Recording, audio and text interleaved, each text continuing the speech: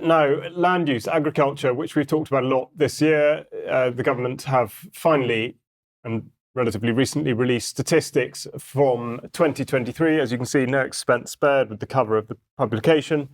But just a few of the details from it. And bearing in mind, this is for 2023.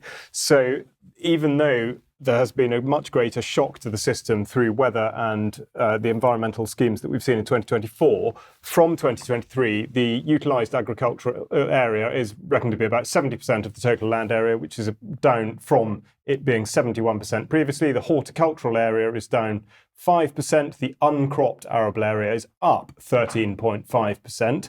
Beef herds down nearly 4%. Lambs down just over 6%. Pigs down 10%. Poultry down 2.9%, and of course the population of the United Kingdom up by approximately 650,000 in the year, according to the Office of National Statistics. And I thought we'd just have a look at that in graphic form, because this is from the Migration Observatory, and it shows data only, in fact, up until 2022, but of course with the predominantly enormous influx of Ukrainians shown there on the right-hand side. But it shows the differentiation between net migration and natural change. Natural change, I'm not exactly sure how that's defined for the purposes of this graph, but that represents only the very, very small navy blue piece at the top of the chart. Now, all of this falls within the context of the new government, and exactly what are they going to be doing in this area? Is there going to be change or not? And this is from their manifesto. Effectively, they're banging the same old drum. They talk about championing British farming whilst protecting the environment, even though they don't tell the public exactly how they're going to be able to do it, but they do want to set a target for half of all food purchased to be purchased locally.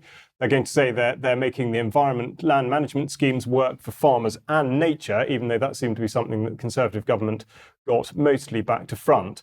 Significantly, they talk about eradicating bovine TB and ending what they describe as the ineffective badger cull. So that will fit in with all the forthcoming and anticipated biosecurity measures, and we have to consider particularly the push towards the supposition that bird flu will be affecting humans later this year.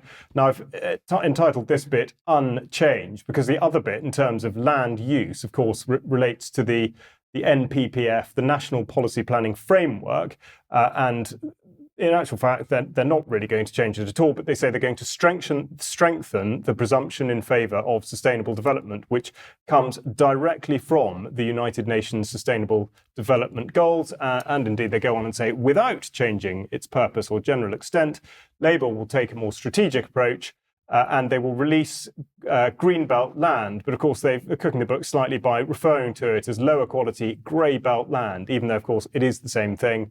And it will be prioritised for development, but there will be golden rules. We'll see how that plays out. But of course, we should consider that this is on top of the enormous tracts of land that are now being used for solar, as it's being regarded as critical infrastructure, and indeed the relaxation of rules on onshore wind, but also for the change in the growth of crops, particularly with biofuels, bioenergy in mind. But just to show that it's good business for some, the Crown Estate has delivered a record 1.1 billion net revenue profit for the public finances. I think that's a bit questionable, but that's double. They've effectively doubled their income on the basis that so much has been thrown at offshore wind. Now, the other thing that comes up in terms of planning follows a segment that Mike did on Monday, which concerned the Holocaust Memorial Bill in Victoria Tower Garden, just south of the Palace of Westminster. And I want to go back to this because it is very significant that this bill has carried over from the previous Parliament into this one. And the text there shows, first of all, House of Commons briefing paper, but I've crossed out the abolition of slavery, votes for women and democracy, because of course those have existing monuments to them in Victoria Tower Garden, and yet the Holocaust, which did not occur in this country, is deemed to be of such significance that it assumes precedent over all of those things, and it would therefore threaten the Buxton Memorial, the statue to Emmeline Pankhurst, and indeed the burghers of Calais. But specifically, when planning permission was refused previously by Westminster Council, the government appealed and the decision was upheld. And here's the critical part. The appeal judge said that primary legislation would be required to amend the 1900 Act so that planning permission could be given. And that is why we have the Holocaust Memorial Bill. It is not necessarily to enshrine the significance of the Holocaust itself. It is to be able to turn over the planning restriction that is on that land currently. And if you wonder which direction this is going to go in, I should just like to point out from Holocaust Educational Trust that according to this, in England, by law, children are to be taught about the Holocaust as part of the Key Stage 3 history curriculum. In fact, the Holocaust is the only historical event whose study is compulsory on the national curriculum. So that is a significant detail upon which to conclude a section that started about land use, but in effect this is all tied up in the same thing. And as Mike has said consistently throughout this programme and many others, the agenda that Labour has is not in fact a change. It is purely an extension of the policies of the last government, and they're going to be pushing exactly the same things in the same direction. And we will see specifically where this Holocaust Memorial Bill goes, but it seems very likely that it will just be going ahead and all restrictions will just be ignored.